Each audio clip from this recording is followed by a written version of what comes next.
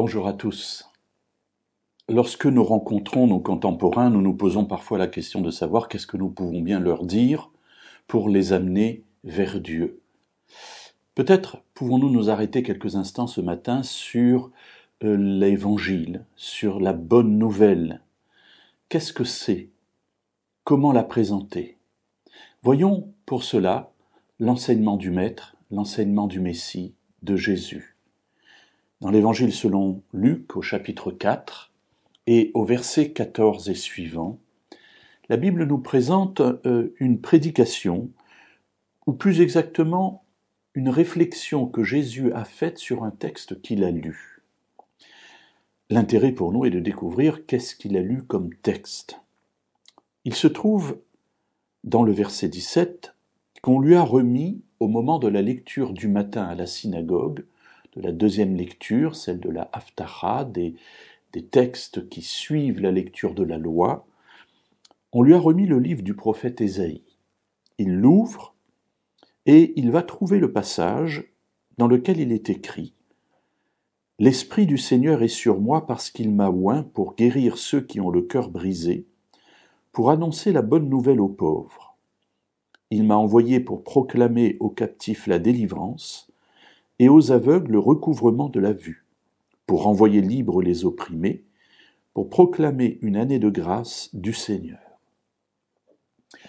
Jésus roule le livre, le remet au serviteur, et puis il va dire cette parole extraordinaire qu'évidemment nous ne pouvons pas dire, en tout cas à titre personnel. Il dira, et cela nous est rapporté au verset 21, « Aujourd'hui cette parole de l'Écriture que vous venez d'entendre est accomplie. » Ce que je trouve intéressant dans la parole que Jésus a lue, c'est qu'elle présente l'essentiel de la bonne nouvelle. Imaginons, et c'est notre cas aussi, être dans un monde de péché, un monde de malheur, un monde de difficulté, un monde de souffrance, et voilà que celui qui va être reconnu comme le Messie d'Israël vient et dit « Dieu m'a oint, m'a donné l'onction, pour guérir ceux qui ont le cœur brisé, apporter la bonne nouvelle aux pauvres, proclamer aux captifs la délivrance, aux aveugles le recouvrement de la vue, renvoyer libres les opprimés et proclamer une année de grâce. » Voilà la libération que nous avons à annoncer au monde.